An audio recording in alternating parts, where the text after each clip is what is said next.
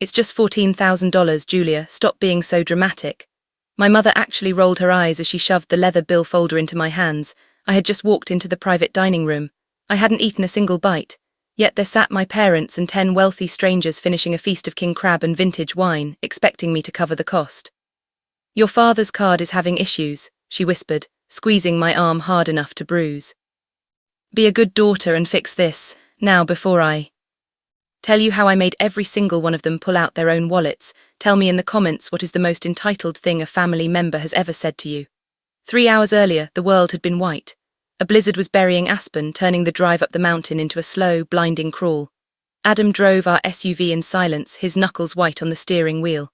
I sat in the passenger seat, staring at the text message on my phone. It was from my mother, Susan. Please, Julia, your father is sorry. We just want to fix things, no drama, just a quiet dinner, the four of us. Please come. I believed her. That was my first mistake. I wanted to believe that the silence of the last 6 months had changed them. I wanted to believe that my father, Ryan, had humbled himself after his last business venture collapsed.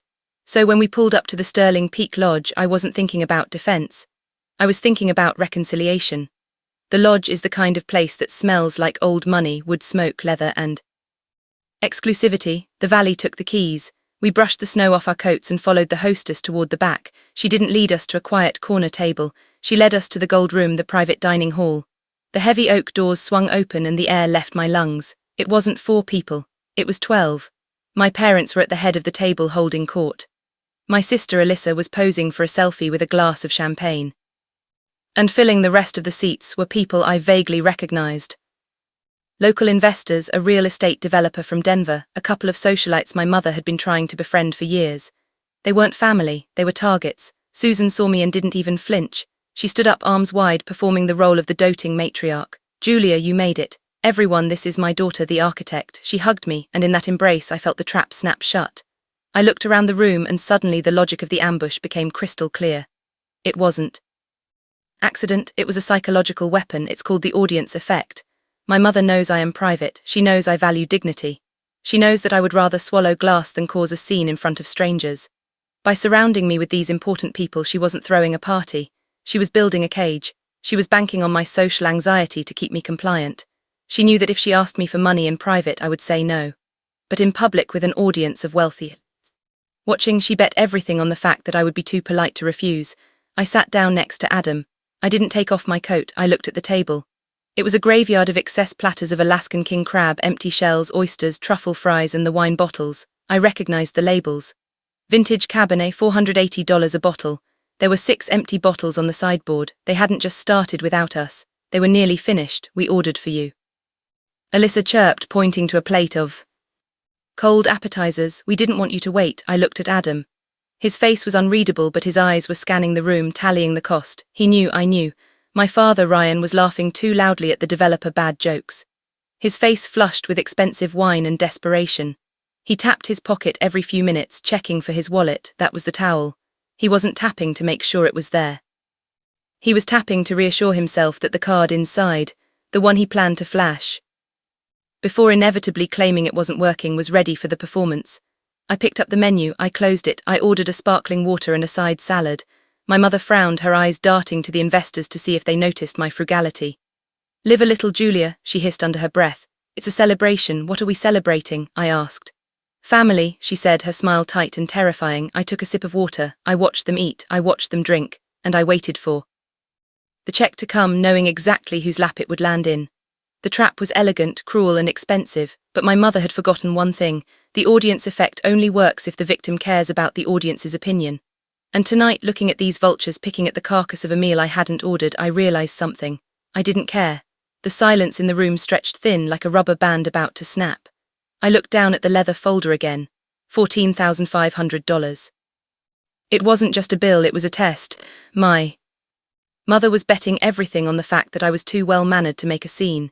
She was banking on the training she had drilled into me since birth. Smile, be pleasant, and never ever talk about money in public. A sharp pain shot through my shin. Alyssa had kicked me under the table. I looked up. My sister was glaring at me, her eyes wide with a mixture of malice and panic. She hissed through her teeth, her voice low enough that only I could hear. Stop stalling. You're ruining the vibe. Just Pay it, my mother Susan maintained her frozen, gracious smile, nodding at the real estate developer across from her as if everything were perfectly normal. But her hand was gripping her napkin so hard her knuckles were white. Julia, she said, her voice sugary sweet but edged with steel, don't be rude, the waiter is waiting. I looked at the waiter. Then I looked at the manager, Mr. Henderson, who was hovering near the sideboard. He was watching us closely. He knew Adam. He knew that my husband wasn't just a freelance consultant but the man who signed his paychecks. And because he knew Adam, he knew exactly what was happening here. I looked at Adam. He didn't say a word. He just sat back in his chair, one hand resting on the table, and gave me the smallest, almost imperceptible nod. It was permission. It was support. It was him telling me that the safety net was there if I fell, but the sword was mine to swing. I didn't open my purse. I didn't reach for my credit card. Instead, I picked up the heavy linen napkin from my lap and set it gently on the table. Mr. Henderson, I said. My voice wasn't loud, but in the dead silence of the room it carried like a gunshot. The manager stepped forward immediately. Yes, ma'am, there seems to be a misunderstanding with the bill, I said. My father, Ryan, let out a nervous, booming laugh. Oh, Julia, don't worry about the tip, just I cut him off. Not by shouting, but by continuing as if he hadn't spoken. This bill is for the entire table, but as you can see the consumption was hardly equal. The air left the room. The socialite to my left stopped chewing her truffle fry. My mother's smile faltered, the corners of her mouth twitching. I did not order the Alaskan king crab, I said, my tone clinical, detached. I did not order the Wagyu beef. I certainly did not drink any of the 6 bottles of vintage Cabernet. I looked Mr. Henderson in the eye. I had a sparkling water and the side garden salad. My husband had the same. I pushed the leather folder back toward the center of the table. It spun slowly on the white cloth before coming to a stop in front of my father. Please split the bill, I said. We will pay for what we consumed for the rest of the party. I assume they would prefer separate checks as well. For 3 seconds nobody moved. The audience effect, the weapon my mother had used to trap me, suddenly swung around and pointed directly at her. She had invited these people to witness her wealth. Now she was forcing them to witness her poverty. Julia, my father growled, his face turning a dangerous shade of red. What are you doing? I'm paying my share, Dad, I said, pulling out my card and handing it to Mr. Henderson. Unless, of course, you invited these guests to treat them. In that case, the folder is right there. Mr. Henderson took my card without hesitating. Of course, ma'am, I'll have the bills separated immediately. 12 ways. He looked around the table. The wealthy investors, the socialites, the people my parents had spent years trying to impress. They weren't looking at me anymore. They were looking at my parents and they weren't smiling. They were reaching for their purses and the panic in their eyes was absolutely delicious. Mr. Henderson moved around the table with the silent efficiency of an executioner. One by one, he placed 12 black leather folders onto the white tablecloth. The sound was rhythmic, almost hypnotic. That it was the most beautiful sound I had ever heard. The moment the bills landed, the room descended into what I can only describe as the black comedy of panic. It was a slow-motion car crash of egos. You see, the thing about my parents' social circle is that it is built entirely on the honor system of fraud. Everyone pretends to be rich so that everyone else will pretend to respect them. But a credit card terminal doesn't care about your reputation. It only cares about your balance. The real estate developer across from me, a man who had spent the last hour bragging about his portfolio in Dubai, opened his folder. His tan seemed to drain away, leaving his face a sallow clay-like grey. He stared at the total, roughly $1,200, and immediately pulled out his phone.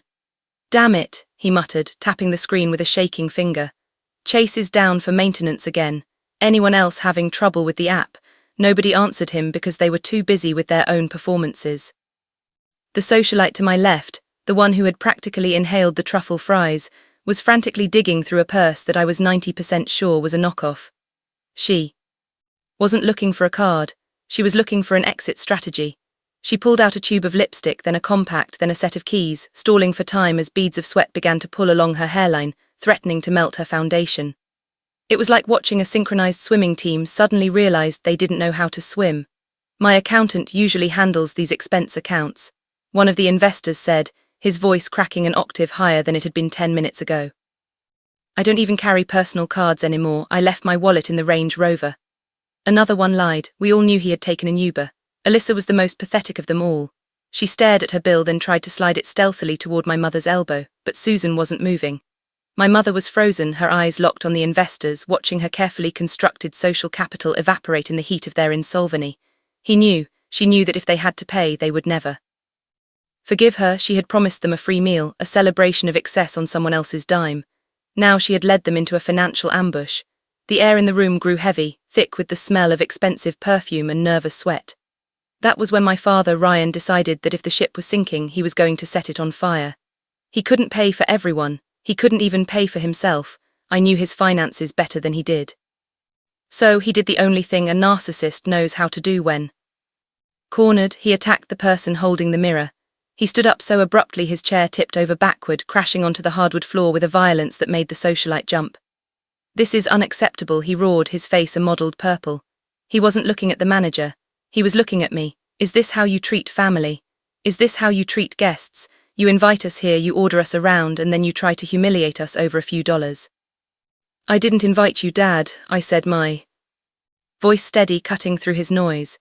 "And I certainly didn't order the Wagyu. You ungrateful, selfish little—" He slammed his hand on the table, making the silverware jump. "After everything we've done for you, after the life we gave you, you're going to nickel and dime us in front of these people." He was trying to use shame as a currency, hoping that if he made me look small enough, I would pay the bill just to make him stop. But he didn't realize that the ledger between us was already full. I looked at him, really looked at him, and realized he wasn't a titan of industry. He was just a loud man with an empty wallet and a declined credit card waiting to happen. "I'm not nickel and diming you," I said, standing up to meet his gaze. "I'm just refusing to subsidize your delusion." Ungrateful, I repeated the word. It sat in the air between us, heavy and toxic. "You want to talk about gratitude, Dad? Let's talk about accounting." My mother, Susan, stepped forward, her hands fluttering like nervous birds. "Julia, please, not here, not in front of—" "No," I said, my voice cutting through her panic like a scalpel. "You wanted an audience, Mom. You brought 12 witnesses to watch me pay your debts. So now they're going to watch me audit the books." I didn't raise my voice or cry. I spoke with the cold clarity of a forensic accountant looking from the developer to my father. "For 10 years, I've been the silent investor in this family's fraud." I said, "Let's review the ledger." Item 1, my college tuition. You told everyone you paid it, but you gambled it away in 2008. I worked 3 jobs, took out $40,000 in loans, paid the debt myself, and you took the credit. Item 2, $6,000 for Alyssa's legal trouble in Las Vegas. I drained my savings to bail her out. I was never repaid, never thanked, just mocked while she leased a BMW. Item 3, the $15,000 bridge loan you swore you'd repay last year. You never did. I absorbed the loss because I thought that was the cost of being your daughter. "That's $61,000, I said calmly. "So this $14,000 bill is settled, deducted from what you owe me. The account is closed permanently." The room went silent. My parents pleaded. I refused. Adam stood, the manager, and we left together. Past my mother sobbing, my father staring at the evidence, and my sister already looking for her next victim. Outside, the cold air felt like freedom. The next afternoon, Adam told me the truth. He had flagged my father's black card for fraud before the dinner. The card belonged to a shell company used to funnel investor money into personal expenses. Adam had acquired the bank, run an audit, and frozen the assets. My father hadn't invited me to dinner for reconciliation. He needed me to cover his tracks. The police were notified that morning. When my parents showed up at our door, frantic and desperate, they begged for a lawyer, bail money, and Adam's influence. "I can't help you," I said. "I paid for my salad, you have to pay for your crimes." I closed the door. A week later, Adam and I ate simple pasta in our quiet kitchen. The investors were suing. The money was gone. The illusion my parents lived on had finally collapsed. For the first time, I understood you cannot buy respect, finance, love, or sustain a family built on obligation and fear. I didn't save them, I let them fall. If you enjoyed this story, hit like and subscribe for more story. Share this story. You are not alone. God bless you. Thanks for watching.